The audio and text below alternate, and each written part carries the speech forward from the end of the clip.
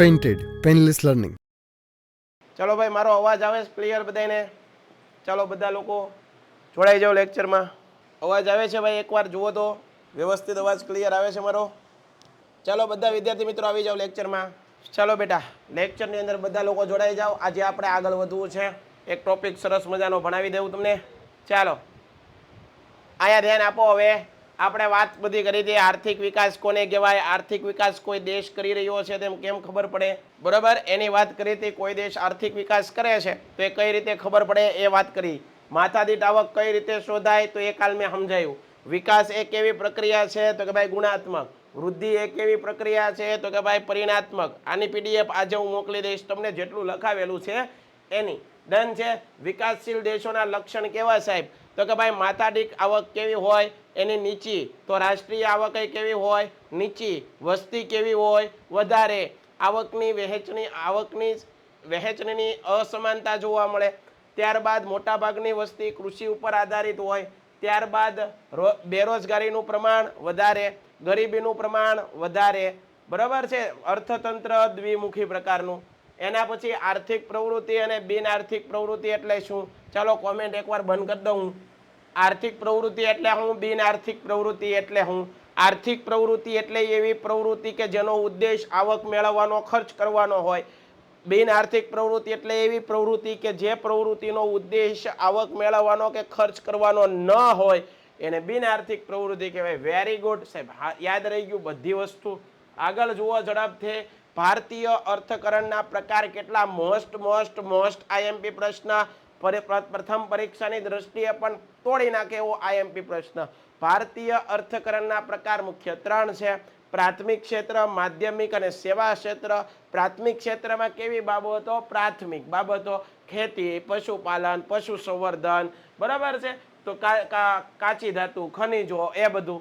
ત્યારબાદ માધ્યમિકમાં નાના મોટા યંત્રો છે, બરોબર છે, બાંધકામ વગેરે. જ્યારે સેવા ક્ષેત્રની અંદર શું? સેવાના કાર્ય, શિક્ષણ હોય, આરોગ્ય હોય, વીમો હોય, બેન્કિંગ સેવા, સંદેશા વ્યવહાર, પરિવહન, આ બધું આવે સેવા ક્ષેત્રમાં. વેલ ડન છે. એના પછી સાહેબ અમને એ સમજાવો ઉત્પાદનના સાધનો. આ મોસ્ટ આઈએમપી છે.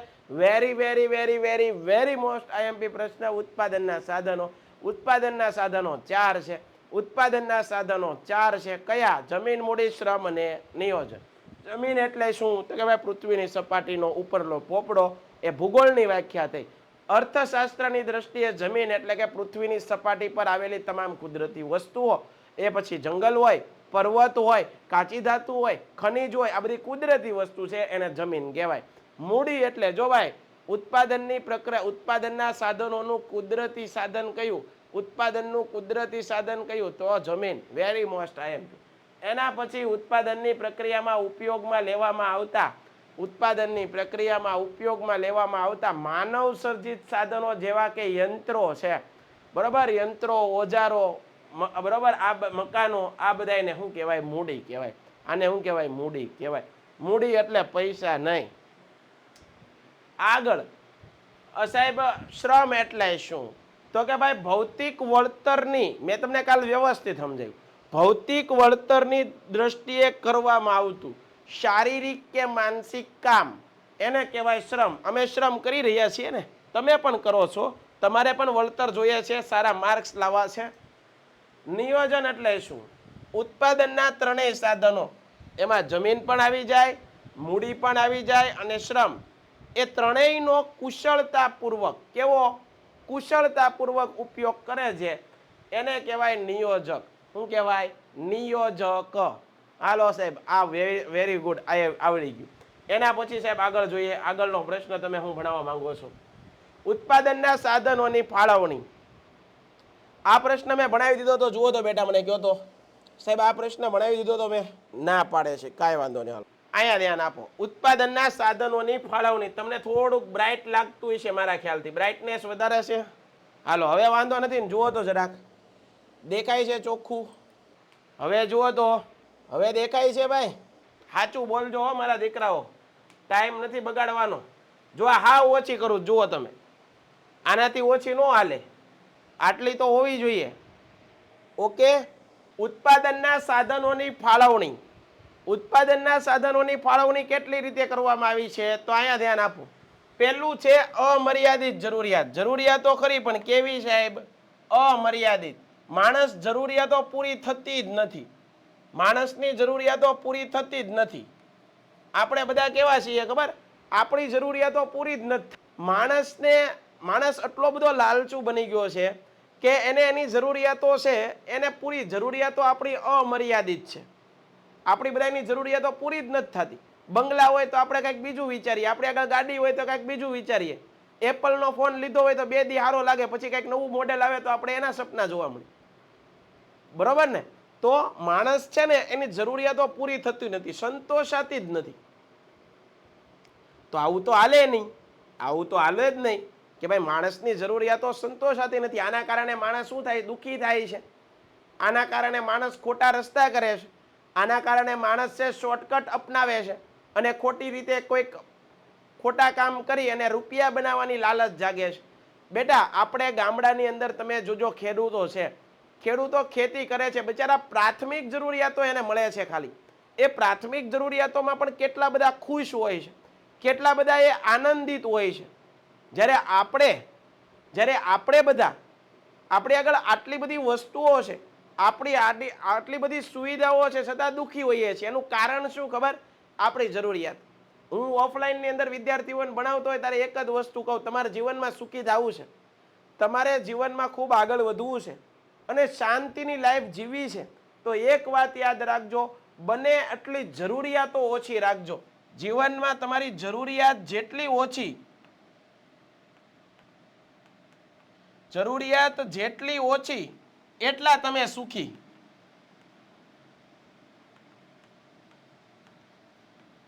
તમે વિશ્વના મહાન માણસો જોઈ લો છે, બિલ ગેટ્સ આજે પણ પોતાનું જૂનું મકાન છે ને એમાં જ રહે છે. આજે પણ એની આખી લાઈફ જુઓ, પોતે કરોડો મોટો રૂપિયાવાળો સંપત્તિવાન માણસ, છતાં પણ એ આજે પણ એની જરૂરિયાતો વધારી નથી. નકર એ ધારે એ ખરીદી શકે, એ ધારે એ મેળવી શકે, લઈ શકે, છતાં એ માણસ સાદાઈનું જીવન પસંદ કરે છે. આપણા મુકેશ અંબાણી જોઈ લો તમે, ભલે એના છોકરાને આટલા બધા ખર્ચો કર્યો, પરણાવ્યો, કેટલો બધો ખર્ચો કર્યો, પણ એનું પોતાનું લાઈફ શેડ્યુલ જુઓ તમે, એના ક્યારેય એનું લુક જોજો, સાવ સિમ્પલ હશે, ગમે તેની સાથે બેઠી જાય, કેટલા સાદાઈથી રહે છે. તો યાદ રાખજો, જીવનમાં સુખી થવું હોય તો તમારી મર્યાદાઓ, તમારી જરૂરિયાતો બને એટલી ઓછી રાખવાની. આપણી મહત્વની પાયાની જરૂરિયાત કઈ છે ભાઈ? મૂવી જોવું. પેન્ટેડ એપ્લિકેશન ધોરણ 6 થી 12ના વિદ્યાર્થીઓ માટે અપડેટ થઈ ચૂકી છે. આ એપ્લિકેશનમાં શું છે?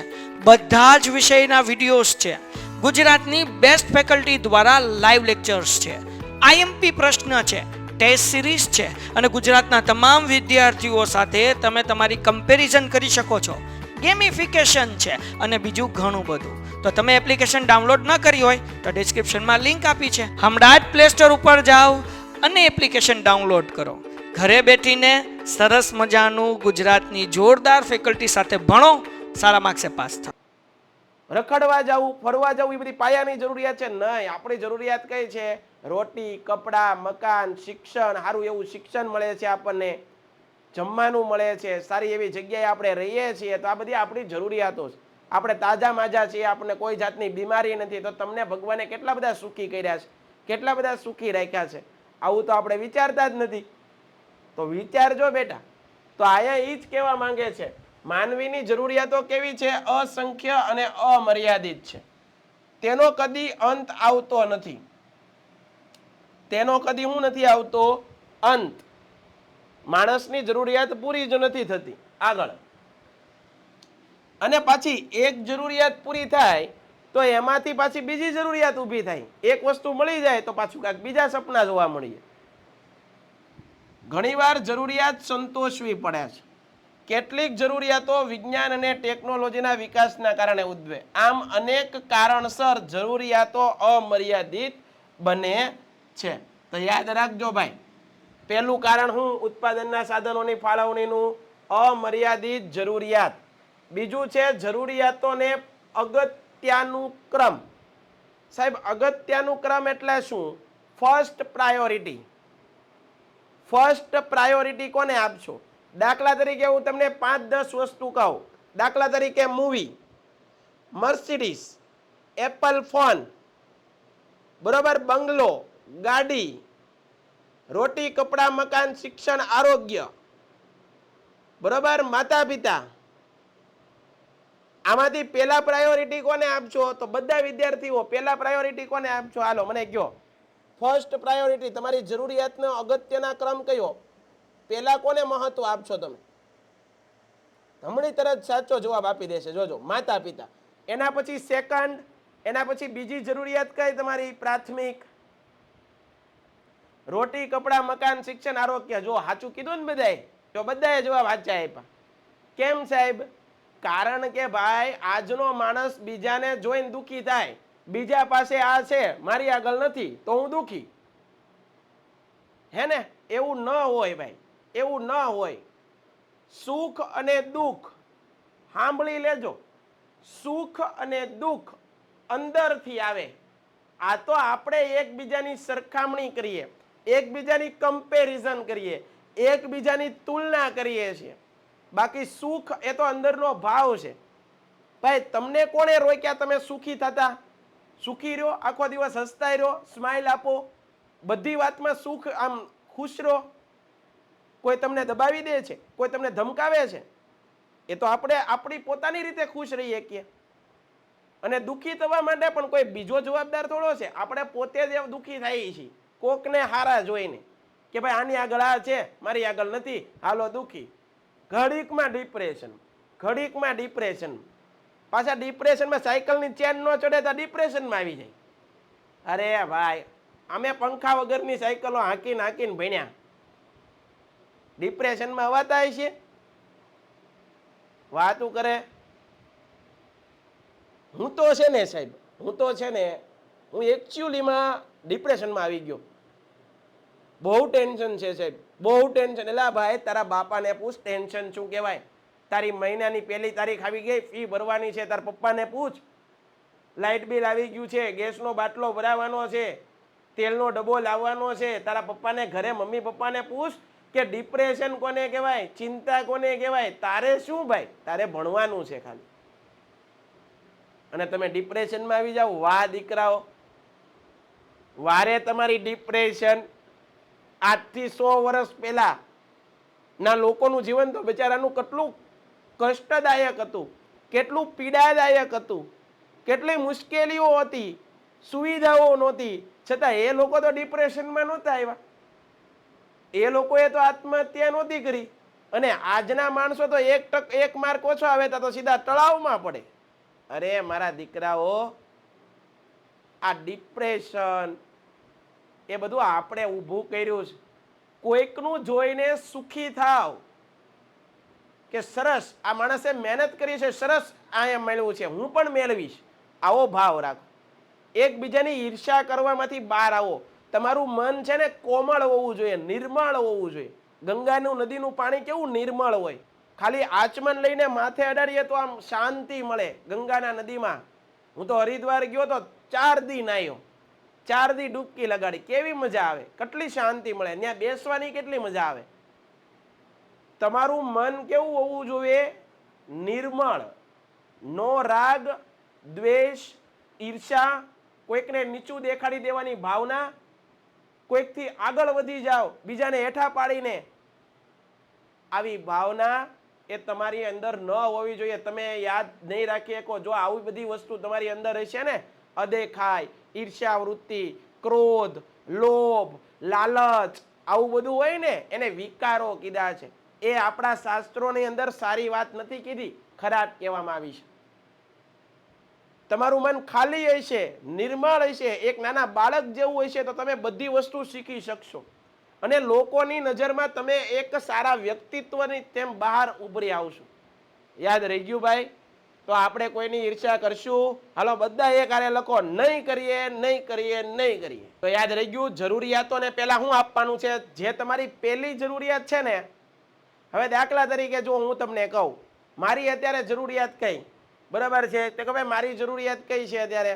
તમને ભણાવીએ મારી, બરોબર, મારે સારામાં સારું તમને નોલેજ આપવું છે, જે કાંઈ પણ સારી ટેકનોલોજી લાવવાની છે, તમારી માટે હજી પણ અમારે સારું કામ કરવાનું છે. એ માટે હું કાંઈક ને કાંઈક રિસર્ચ કરું, કાંઈક ને કાંઈક ગૂગલ કરું અને તમને કઈ વસ્તુ સારી આપી કે એવી વાતો મારે વિચારવાનું છે. એની બદલે મારી આગળ પૈસા આવે તો મારે ઇન્વેસ્ટ કેમાં કરાય? તમારા માટે કંઈક સારી વસ્તુ લાવવામાં. તમારી માટે હું પૈસા વાપરીશ તો મને સામે પૈસા મળશે જ તે. પણ એની જગ્યાએ હું છે 3 લાખનો મોબાઈલ લઈ લો, 3 લાખની ગાડી લઈને આટા મારવા માંડું, તો એ મારી જરૂરિયાત નથી. મારી જરૂરિયાત કઈ હતી? તમારા માટે કામ કરું. અને મેં પૈસા કેમાં નાખી દીધા? શોખમાં. તો આવું ન હાલે. તો તમારી જરૂરિયાતોને હું આપવાનો અગત્યનો ક્રમ. જો હું કીધું અમર્યાદિત જરૂરિયાતો સામે ઉત્પાદનના સાધનો કેવા છે? મર્યાદિત. આપણે ઉત્પાદન તો મર્યાદિત માત્રામાં કરીએ, પરંતુ જરૂરિયાતો અમર્યાદિત. જરૂરિયાતો અગત્યનું ક્રમ મુજબ સંતોષવી પડે. જે જરૂરિયાત વધુ અગત્યની હોય તે પ્રથમ સંતોષવી પડે અને ત્યાર પછી અન્ય જરૂરિયાતો. આમ ઉત્પાદનના સાધનો મર્યાદિત હોવાથી જરૂરિયાતોનો અગત્યનું ક્રમ નક્કી કરવો પડે. અમર્યાદિત સાધનો. કુદરતી સંપત્તિ અને માનવીય સંપત્તિ એ ઉત્પાદનના મુખ્ય સાધનો છે. તમને ખબર છે આપણા દ્વારા જે નિર્માણ કરીએ એ પણ ઉત્પાદનના સાધન છે, અને કુદરત દ્વારા જે નિર્માણ થાય ખનિજ છે એ બધું પણ ઉત્પાદનના સાધનો છે. આ સાધનો મર્યાદિત છે, તેથી તેનો આપણે કરકસર પૂર્વક ઉપયોગ કરવાનો છે. કરકસર ભર્યો ઉપયોગ કરવાનો છે. કેવો ઉપયોગ? કરકસર ભર્યો. ત્યારબાદ સાધનોનો વૈકલ્પિક ઉપયોગ. વૈકલ્પિક ઉપયોગ એટલે એકવાર ઉપયોગ થયું એનો ફરીવાર ઉપયોગ થાય એ માટે. ઉત્પાદનનું કોઈ સાધન એક કરતાં વધારે ઉપયોગમાં આવતું હોય તો તેને અનેક ઉપયોગ ધરાવે છે. એ સાધનો એક સમયે એક જ ઉપયોગ થઈ શકે, તેથી આ ઉપયોગ વૈકલ્પિક છે એમ કહેવાય. જેમ કે ખેતીલાયક જમીનમાં કપાસનો પાક વાવીએ, ખેતરમાં કપાસ વાવીએ, કપાસ, તો ઘઉં, શેરડી, અન્ય પાકો લઈ શકાતા નથી. કપાસ વાવીએ ત્યારે કપાસ જ હોય, અન્ય બીજા પાકો લઈ શકાય નહીં. જમીનમાં અન્ય ઉપયોગો જતા કરવા પડે. આમ ઉત્પાદનના સાધનોના અનેક ઉપયોગો છે, પરંતુ વૈકલ્પિક ઉપયોગો છે. કેવા છે? વૈકલ્પિક ઉપયોગો. ચાલો બેટા આગળ વધીએ. બજાર પદ્ધતિ. વેરી મોસ્ટ આઈએમપી ભાઈ. પેન્ટેડ એપ્લિકેશન ધોરણ 6 થી 12ના વિદ્યાર્થીઓ માટે અપડેટ થઈ ચૂકી છે. આ એપ્લિકેશનમાં શું છે? બધા જ વિષયના વિડીયોઝ છે. ગુજરાતની બેસ્ટ ફેકલ્ટી દ્વારા લાઈવ લેક્ચર્સ છે. આઈએમપી પ્રશ્ન છે, ટેસ્ટ સિરીઝ છે, અને ગુજરાતના તમામ વિદ્યાર્થીઓ સાથે તમે તમારી કમ્પેરિઝન કરી શકો છો. ગેમિફિકેશન છે અને બીજું ઘણું બધું. તો તમે એપ્લિકેશન ડાઉનલોડ ન કરી હોય તો ડિસ્ક્રિપ્શનમાં લિંક આપી છે. હમણાં જ પ્લે સ્ટોર ઉપર જાઓ અને એપ્લિકેશન ડાઉનલોડ કરો. ઘરે બેઠીને સરસ મજાનું ગુજરાતની જોરદાર ફેકલ્ટી સાથે ભણો, સારા માર્ક્સે પાસ થાઓ.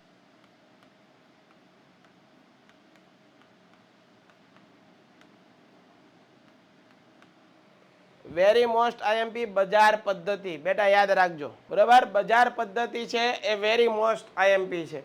સાહેબ બજાર પદ્ધતિ એટલે શું? આ બજાર પદ્ધતિ મોટા ભાગે ક્યાં જોવા મળે? તો બજાર પદ્ધતિ મોટા ભાગે ક્યાં જોવા મળે? હું તમને એક પહેલા ખાલી પેજમાં સમજાવું અને પછી આપણે કંઈક અલગ તમને આ વાંચીએ, બરાબર? બધા લોકો ધ્યાન આપજો.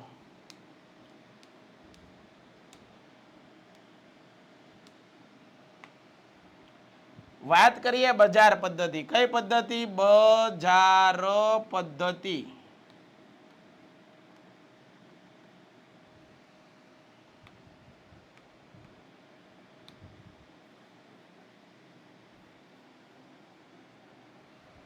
સાહેબ આ બજાર પદ્ધતિ વિશે સાહેબ તમે ભણાવો છો, તો સાહેબ બજાર પદ્ધતિ એટલે કેવી પદ્ધતિ? આ પદ્ધતિ મોટા ભાગે ક્યાં જોવા મળે છે? આ જુઓ, આ પદ્ધતિ મોટા ભાગે, આ પદ્ધતિ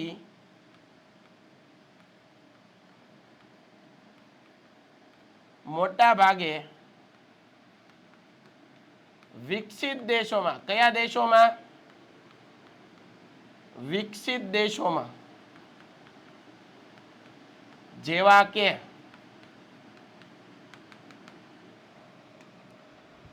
વિકસિત દેશોમાં જેવા કે અમેરિકા, બ્રિટન, ચીન, જાપાન, આવા દેશોમાં જોવા મળે. સાહેબ આ બજાર પદ્ધતિમાં શું હોય? બજાર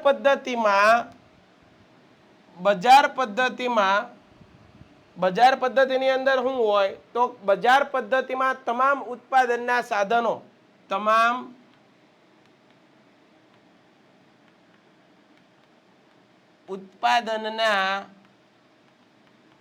બજાર પદ્ધતિમાં તમામ ઉત્પાદનના સાધનો છે એ નફાના આધારે નક્કી કરવામાં આવે. બજારમાં વેપારીને શું દેખાય? નફો. નફાના આધારે તમને બધાને ખબર છે કે વેપારી વેપાર કરતો હોય, હું દાખલા તરીકે વેપારી હોય તો વેપારીને શું થાય? એક જ વસ્તુ દેખાય, નફો કેટલો મળે. હું 5 લાખ રૂપિયા નાખું છું આ ગમે કોઈ કામની અંદર, તેમાંથી મને મળશે કેટલા? નફો કેટલો મળે? બજાર પદ્ધતિનું મુખ્ય કેન્દ્ર સ્થાને લક્ષણ કયું છે? તો કે ભાઈ શું છે? નફાના આધારે. તમામ લખો એના પછીનું તમામ આર્થિક નિર્ણયો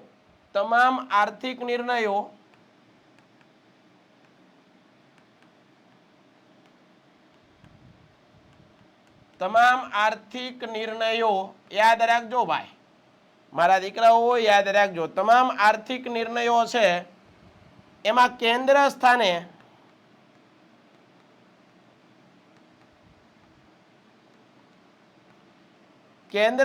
કોને રાખવામાં આવે? તમામ જે નિર્ણયો લેવાના છે એમાં કેન્દ્ર સ્થાને કોને રાખવામાં આવે? નફાને. કેન્દ્ર સ્થાને કોણ હોય છે? નફો. કેટલા લોકોને ક્લિયર થાય છે? એકવાર પૂછી લઉં પછી આપણે આગળ વધીએ. ભાઈ ક્લિયર થાય છે? આગળ. તો કેન્દ્ર સ્થાને શું હોય? નફો. એ ઉપરાંત આ બજાર પદ્ધતિનું બીજું નામ શું સાહેબ? એ કયો. બજાર પદ્ધતિનું બીજું નામ, આ બીજા નામ યાદ રાખજો ભાઈ. બજાર પદ્ધતિનું બીજું નામ કયું છે? હાલો આ યાદ બધાને રાખવાનું છે. બજાર પદ્ધતિનું બીજું નામ છે, એક છે એને મુક્ત અર્થતંત્ર કહેવાય. મુક્ત અર્થતંત્ર અથવા તો બજાર પદ્ધતિને મૂડીવાદી પદ્ધતિ પણ કહેવાય. મૂડીવાદી.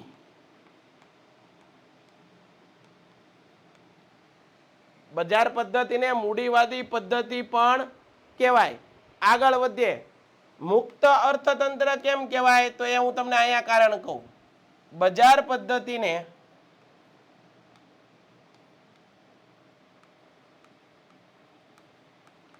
બજાર પદ્ધતિમાં સરકારની કોઈ ચોક્કસ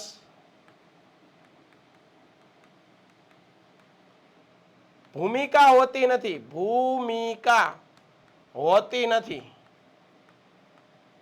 અથવા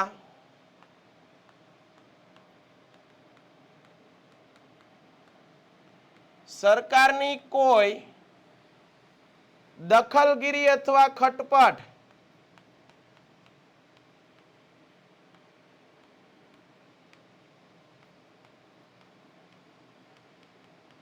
હોતી નથી. તેથી તેને કયા પ્રકારનું અર્થતંત્ર? હમણાં જ કીધું, મુક્ત અર્થતંત્ર.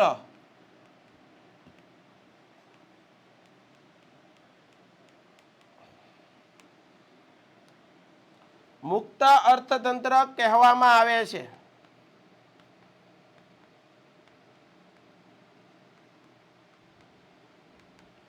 કેટલા લોકોને ક્લિયર થાય? મુક્ત અર્થતંત્ર કહેવામાં આવે છે. પાક્કું છે ભાઈ? બજાર પદ્ધતિ છે તો એની અંદર વેપારીઓ હોય, બરાબર? તમે સમજો કે ભાઈ એક બજાર હોય, આપણા બધાના શહેરની અંદર બજાર છે, તો બજારની અંદર વેપારીઓનું યુનિયન હોય. ક્યારેય સરકાર એમાં દખલગીરી કરે નહીં. પણ હા, સરકારને તો કદી દખલગીરી કરે? સરકારને 18% જીએસટી મળી જ જાય છે, એટલે સરકાર દખલગીરી કરે નહીં. પરંતુ વેપારીઓ શું કરે? એકબીજા વેપારીઓ વચ્ચે હું બજાર પદ્ધતિ જ્યાં હોય ને વેપારીઓ વચ્ચે શું હોય? સ્પર્ધા. કેની સ્પર્ધા? પોતાનો ધંધો ઉપર લાવવાની, પોતે માર્કેટમાં ટકી રહેવાની. માર્કેટમાં ક્યારે ટકી રહે? જ્યારે કિંમત ઓછી હોય વસ્તુની અને ક્વોલિટી કેવી હોય? સારી. તો કોઈક આપણી દુકાને આવે વસ્તુ ખરીદવા, હે ને? તો જુઓ, અમેરિકાની અંદર આ બધી એપલ છે, માઇક્રોસોફ્ટ, ગૂગલ, આ બધી કેવી પ્રાઇવેટ કંપનીઓ, અને છતાં ને આ બજાર પદ્ધતિ છે. દેશના અર્થતંત્રમાં આ બજાર પ્રાઇવેટ ખાનગી કંપનીઓ છે બહુ અગત્યનો ભાગ ભજવતી હોય છે. આપણા દેશમાં પણ અમુક કંપનીઓ ખાનગી કંપનીઓ છે. કઈ કઈ છે હાલો મને કોઈ કહેશે? આપણા દેશમાં પણ અમુક કંપનીઓ ખાનગી કંપનીઓ છે. અદાણી, ટાટા, રિલાયન્સ. સાચી વાત છે. તો આ બધી પહેલા તમે આટલો આનો સ્ક્રીનશોટ પાડી લો. હાલો હમણાં તમને પીડીએફ જ આની મોકલી દઈશું. આની પીડીએફ તમને આવી જશે. આનો સ્ક્રીનશોટ પાડી લો તો તોય ભાઈ પાડી લો. હાલો આ પાઠ પૂરો થાય ને એટલે આખી પીડીએફ મોકલી દઈશ. અત્યારે ખાલી સ્ક્રીનશોટ પાડો. બજાર પદ્ધતિનું બીજું નામ મૂડીવાદી મુક્ત અર્થતંત્ર. હાલો સાહેબ યાદ રહી ગયું. આગળ જો અહીંયા ધ્યાન આપો.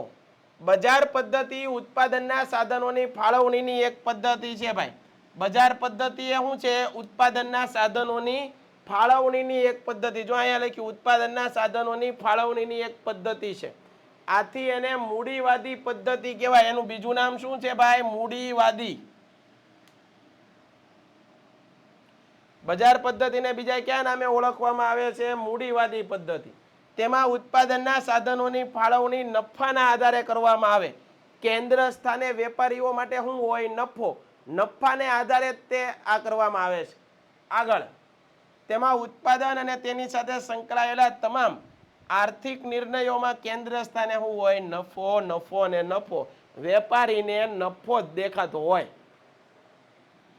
લોકો મુખ્યત્વે નફાકારક ઉદ્યોગમાં ભાઈ મારી આગળ 25 લાખ રૂપિયા છે અને મારે કોઈ બિઝનેસ કરવો હોય તો સ્વાભાવિક છે કે મને જે ક્ષેત્રની અંદર નફો વધારે દેખાતો હોય એ ક્ષેત્રમાં હું કામ કરું, એમાં પૈસા રોકાણ કરું.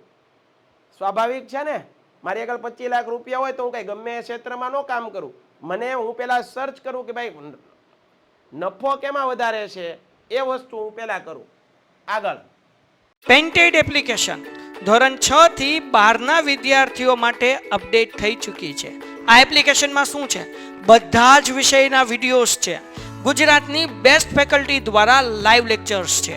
આઈએમપી પ્રશ્ન છે, ટેસ્ટ સિરીઝ છે અને ગુજરાતના તમામ વિદ્યાર્થીઓ સાથે તમે તમારી કમ્પેરિઝન કરી શકો છો. ગેમિફિકેશન છે અને બીજું ઘણું બધું. તો તમે એપ્લિકેશન ડાઉનલોડ ન કરી હોય તો ડિસ્ક્રિપ્શનમાં લિંક આપી છે. હમણાં જ પ્લે સ્ટોર ઉપર જાઓ અને એપ્લિકેશન ડાઉનલોડ કરો. ઘરે બેઠીને સરસ મજાનું ગુજરાતની જોરદાર ફેકલ્ટી સાથે ભણો, સારા માર્ક્સે પાસ થાઓ. આ પદ્ધતિમાં બજાર તંત્ર સંપૂર્ણપણે કેવું હોય? મુક્ત હોય. મુક્ત એટલે બજાર તંત્ર વેપારીઓ ઉપર કોઈની કમાન્ડ હોય નહીં, કોઈની પકડ હોય નહીં. વેપારીઓ તેની રીતે નિર્ણયો લેતા હોય. બજાર તંત્રમાં સરકારની કોઈ ચોક્કસ નીતિઓની ભૂમિકા હોતી નથી. તેમાં રાજ્યનો હસ્તક્ષેપ ન હોવાથી તેને મુક્ત અર્થતંત્ર કહેવાય. કેવું અર્થતંત્ર? મુક્ત અર્થતંત્ર.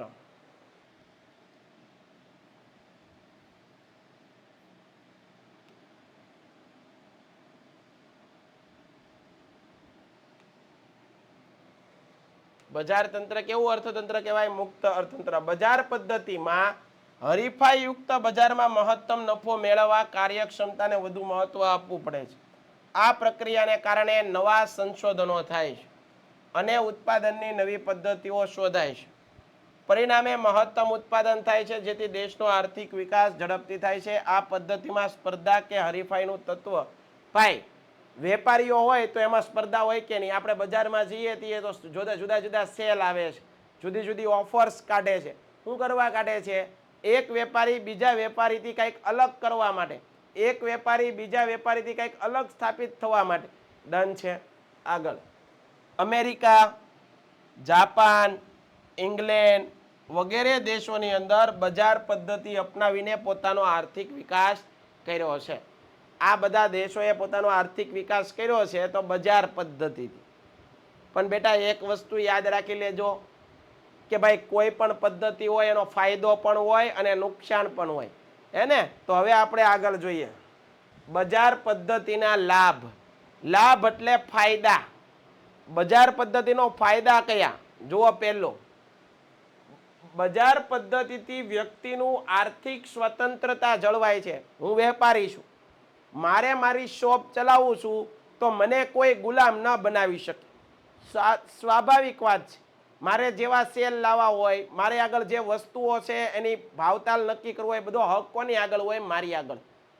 આના કારણે વેપારી પોતે સારું એવું પોતાનું કામ કરી શકે, કોઈની ગુલામીમાં ન કરવું પડે. ટૂંકમાં આગળ ઉત્પાદનના સાધનોનો મહત્તમ અને કાર્યક્ષમ ઉપયોગ થાય છે. નિયોજકોની નફાવૃત્તિને કારણે વિપુલ પ્રમાણમાં ઉત્પાદન થાય છે. તેમાં અર્થતંત્રમાં સતત નવા સંશોધન, ભાઈ બજારમાં ટકી રહેવું પડે, કંઈક નવું લાવવું પડે, કાંઈ નવા ઇન્વેશન કરવા પડે, કંઈક નવા અખતરા કરવા પડે, તો તમે બજારમાં રહી શકો, નકર તમારે બજારમાં હાલે નહીં. જે માણસ નવો અપડેટ થતો હોય એ હાલે, જેથી દેશના આર્થિક વિકાસને વેગ મળે છે. તેમાં હરીફાઈનું તત્વ હોવાથી ચીજ વસ્તુઓની ગુણવત્તા શ્રેષ્ઠ બને. લોકોની જરૂરિયાતો પ્રમાણે ઉત્પાદન અને વહેંચણી થાય છે, તેથી જરૂરિયાતો મહત્તમ પ્રમાણમાં સંતોષાય. બજાર પદ્ધતિ હેઠળ લોકોના જીવન ધોરણમાં શું થાય છે? લોકોના જીવન ધોરણમાં શું થાય છે? બજાર પદ્ધતિ હેઠળ સુધારો. શું થાય છે? સુધારો. હવે એની મર્યાદાઓ. આ મોસ્ટ આઈએમપી, અહીંયા જાઓ. બજાર પદ્ધતિમાં કેન્દ્ર સ્થાને નફાનું ઉત્પાદન થાય છે, તેથી દેશમાં મોજશોખની વસ્તુઓનું ઉત્પાદન વધારે થાય છે. જ્યારે પ્રાથમિક જરૂરિયાતોનું ઉત્પાદન કેવું થાય છે? ઓછું. આ તમને નહીં સમજાણું હોય. કેમ સમજાવું? વેપારી છું, દાખલા તરીકે હું એક વેપારી છું, મને માત્ર ને માત્ર નફો દેખાય છે. લોકોની જરૂરિયાત કઈ છે એનાથી મને મતલબ નથી. મને કઈ વસ્તુ વધારે નફો મળે એવી વસ્તુ હું બજારમાં વેચીશ. તમને સમજાય ને? લોકોથી કાંઈ મતલબ નથી. મને કઈ વસ્તુ વેચવું તો એમાં મને નફો વધારે મળે, અને લોકો કઈ વસ્તુ ખરીદે છે એમાં વધારે નફો મળે તો એ વસ્તુ વેચે. આના કારણે બજારમાં દરેક વેપારીને જે વસ્તુમાં નફો વધારે મળે એ વસ્તુનું ઉત્પાદન કરે છે, અને એના પરિણામે જે પ્રાથમિક જરૂરિયાતો છે એનું ઉત્પાદન કેવું થાય છે? ઓછું. તો એનો એક ગેરફાયદો છે. બજાર તંત્રમાં રાજ્યની કોઈ ભૂમિકા ન હોવાથી કુદરતી સંપત્તિનું દુર્વ્યય થાય છે. ગ્રાહકોની બજાર વિશેની અજ્ઞાનતાના કારણે ઘણીવાર ગ્રાહકો સાથે શું થાય છે? શોષણ. ગ્રાહકો સાથે શું કરવામાં આવે છે? શોષણ. બજાર પદ્ધતિમાં ઉત્પાદનના સાધનોની ખાનગી માલિકી હોવાથી સંપત્તિ અને આવકનું કેન્દ્રીકરણ થાય છે, જેથી આવકની અસમાનતામાં વધારો થાય છે. આ પદ્ધતિમાં ઇજારાશાહી વિકસે છે, તે ગ્રાહકોને અને મજૂરોનું શોષણ કરે છે. ડન છે? કેટલાને ક્લિયર? તો આજ પૂરતું આપણે આટલું રાખીએ. હવે પછી સામ્યવાદ રાખશું. હવે પછીની પદ્ધતિ સામ્યવાદ ભણશું. ક્લિયર ભાઈ? એટલું બધાને ચાલો જવાબ આપશો મને. તો બેટા આજ પૂરતું આટલું રાખીએ છીએ. ફરી પાછા લેક્ચરમાં મળશું, ત્યારે તમને વધારે કંઈક નવા મુદ્દાઓ સાથે ભણશું. તમને આની પીડીએફ હું આ આખું ચેપ્ટર પૂરું થાય એટલે તમને મોકલી દઈશ. ત્યાં સુધી બધા લોકોને જય હિન્દ, જય ભારત, ધન્યવાદ. ભારત માતા કી જય. Painted Painless Learning.